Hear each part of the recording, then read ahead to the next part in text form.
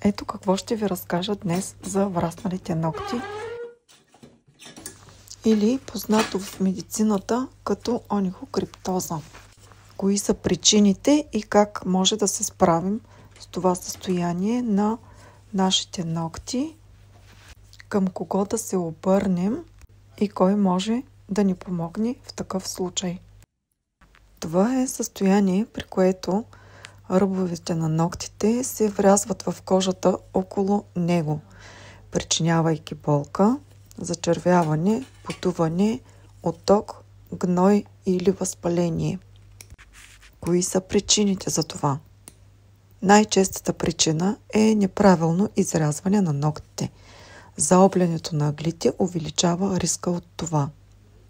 Тесните обувки, особено при дълготрайно носене. Травми, удар или натиск върху пръста. Също така генетика. Някои хора имат естествено по-широки ногти. Друга причина е прекомерното потене. Хиперхидроза. Прави кожата по-мека и податлива на инфекции, тъй като е постоянно влажна.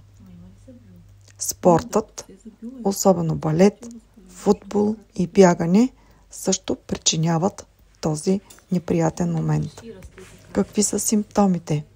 Предимно болка, остра болка, зачервяване, подуване около ногтя, гнойна секреция, когато е изразена вече инфекция, усещане на пулсация и топлина. Към кого може да се обърнем при положение, че имаме такъв вид проблем?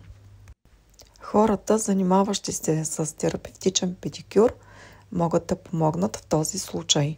Внимателно ще се отреже ъгълът, който причинява това неудобство. Ще се обработи засегнатата част на ногтя с дезинфекция, стерилна превръзка и препоръки за домашна грижа. Ще ви изпрати да се погрижите в домашни условия за това състояние. Моите клиенти са инструктирани винаги, в случай на притеснение от тяхна страна, да се свържат незабавно с мен. Много често се налага, ако възпалението е голямо и има инфекция, моята препоръка е да се потърси помощ от лекар, за да може да се назначи правилен антибиотик за причинителя на инфекцията.